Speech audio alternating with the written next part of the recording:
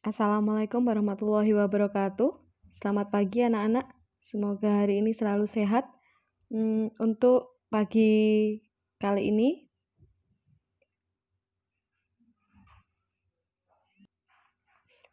ini, kita akan tetap masuk ke bab 1, tetapi subbab yang kedua.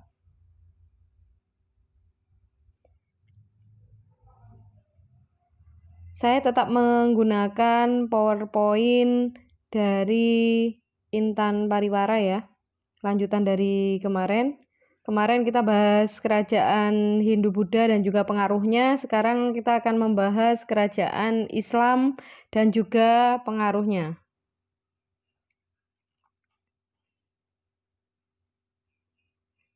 Ini 9 kerajaan yang akan kita bahas pagi ini. Nanti langsung akan kita sambung dengan pengaruhnya. Kerajaan-kerajaan ini mungkin sudah dibahas di kelas 10 ya, cuma di sejarah wajib. Cuman ini Ibu akan ulang saja sekilas untuk mengingatkan kembali. Yang pertama yaitu Kerajaan Perlak. Kerajaan Perlak merupakan kerajaan Islam yang didirikan oleh Sultan Alauddin Syekh Maulana Abdul Aziz Shah pada tahun 840. Ia menganut aliran Syiah yang membawa pedagang Gujarat, Arab, dan Persia. Kemudian aliran Sunni juga berkembang di Kerajaan Perlak. Pada masa itu golongan Syiah dan Sunni hidup berdampingan secara damai. Kalau kalian lihat di situ adalah peta dari Kerajaan Perlak ya. Di situ bergantung pada perdagangan di pesisir utara pantai. Kemudian selanjutnya masih di wilayah Sumatera, yaitu Kerajaan Samudra Pasai.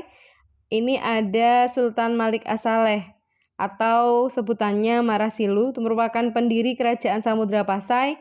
Kemudian Sultan Malik As-Saleh ini berusaha menjadikan Samudra Pasai sebagai pusat perdagangan dan agama Islam di Indonesia.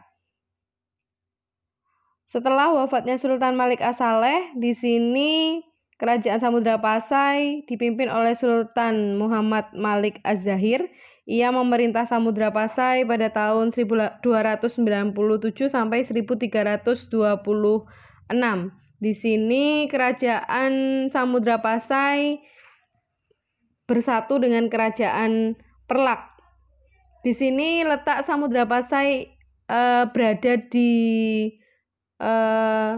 pintu masuknya ke arah Nusantara, maka memungkinkan Kerajaan Samudra Pasai mengembangkan perekonomian yang berbasis ke perdagangan laut. Di sini juga Samudra Pasai sudah menggunakan uang dirham atau uang logam emas dengan ornamen Islam atau tulisan Arab. Di sini menunjukkan bahwa perekonomian di Indonesia, di Kerajaan Samudra Pasai pada saat itu memang sudah bagus. Lanjut ke Kerajaan Aceh. Kerajaan Aceh di sini mencapai puncak keemasan pada Sultan Iskandar Muda. Pada saat itu Sultan Iskandar Muda bersiteru dengan Portugis, nanti akan berhasil mengusir Portugis ke Maluku. Ekonominya, lada merupakan komoditas perdagangan utama di Aceh. Kemudian perdagangannya sama dengan Samudra Pasai ya, karena memang berada di pintu masuknya ke arah Nusantara. Untuk sosialnya, kehidupan masyarakat Aceh diatur berdasarkan hukum dan syariat Islam. Masyarakat Aceh dibagi menjadi dua, yaitu ada golongan Teuku, itu adalah golongan bangsawan, dan juga golongan Tengku. Golongan Tengku ini adalah golongan ulama. Jadi nama itu dipakai untuk bangsawan dan juga untuk untuk golongan ulama. Lanjut, Kerajaan Demak. Kerajaan Demak didirikan oleh Raden Patah dan menjadi kerajaan Islam pertama di Jawa. Raden Patah ini masih ada keturunan Mojopahit ya.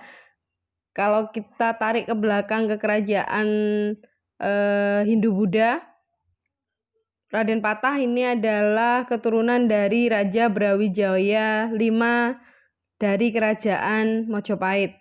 Dia mendirikan kerajaan di pesisir utara Jawa, tepatnya di Demak.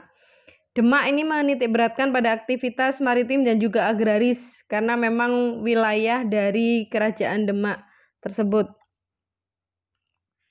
Kemudian kerajaan Demak di sini menggunakan syariat Islam juga, kemudian menjadi kerajaan yang maju karena beberapa hal.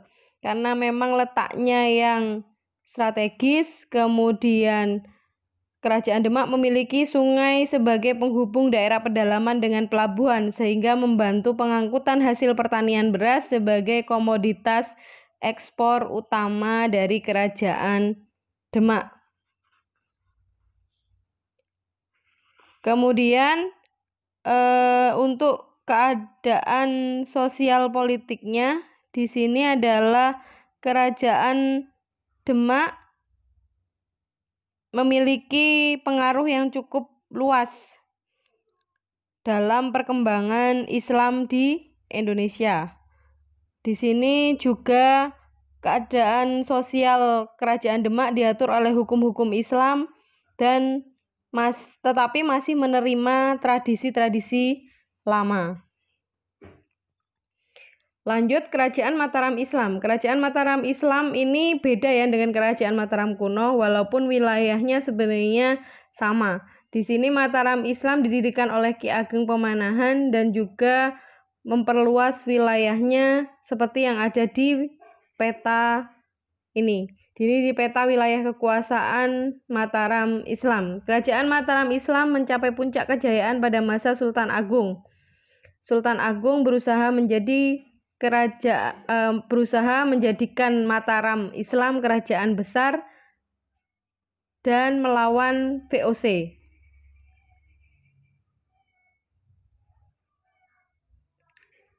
Apa saja peninggalan Sultan Agung yang menunjukkan kejayaan Mataram Islam? Silahkan nanti kalian browsing ya untuk mencari peninggalan-peninggalan apa saja dari kerajaan Mataram Islam dan sampai sekarang masih ada. Kalian pasti akan tahu karena peninggalan-peninggalan ini menjadi tempat wisata yang sering dikunjungi oleh masyarakat Indonesia bahkan internasional. Lanjut, Kerajaan Banten. Kerajaan Banten merupakan pelabuhan penting. Jadi wilayahnya itu pelabuhan penting yang terletak di bagian barat Pulau Jawa. Karena letaknya strategis, Banten sering diperebutkan oleh pihak-pihak yang memiliki kepentingan ekonomi. Salah satunya adalah Belanda dan juga Inggris. Nanti Belanda sama Inggris, kalau kalian ingat proses kedatangan bangsa barat ke Indonesia, itu nanti wilayah Banten yang akan menjadi perebutan dari Belanda dan juga Inggris. Kejayaan Kerajaan Banten berlangsung pada masa pemerintahan Sultan Ageng Tirtayasa. Sultan Ageng Tirtayasa berusaha memajukan perdagangan Kerajaan Banten dan membangun armada yang kuat di Selat Sunda. Lanjut, Kerajaan Goa. Raja terkenal Goa Talo atau biasa nanti akan di Goa Talo ini akan disatukan oleh dua raja, yaitu Raja Daeng Manrabia dan juga Raja Karaeng Mantoaya akan menjadi Kerajaan Makassar. Di sini Kerajaan Makassar dipimpin oleh Sultan Hasanuddin. Sultan Hasanuddin ini sangat benci dengan VOC sehingga sering melakukan perlawanan terhadap VOC. Kehidupan ekonominya merupakan bandar perdagangan rempah terbesar di Indonesia Timur dan memiliki hukum perdagangan yang bersifat mengikat. Menganut sistem feodal atau sistem kepemilikan berdasarkan tanah dan juga rakyat sangat setia terhadap raja. Kerajaan Banjar didirikan dengan bantuan Kerajaan Demak. Kemudian raja terbesarnya adalah Sultan Musta'in Billah. Aktivitas ekonomi itu terpusat di tepi Sungai Nagara. Dan susunan masyarakat Kerajaan Banjar berbentuk segitiga piramid. Maksudnya di sini raja menjadi pusatnya dari susunan masyarakat.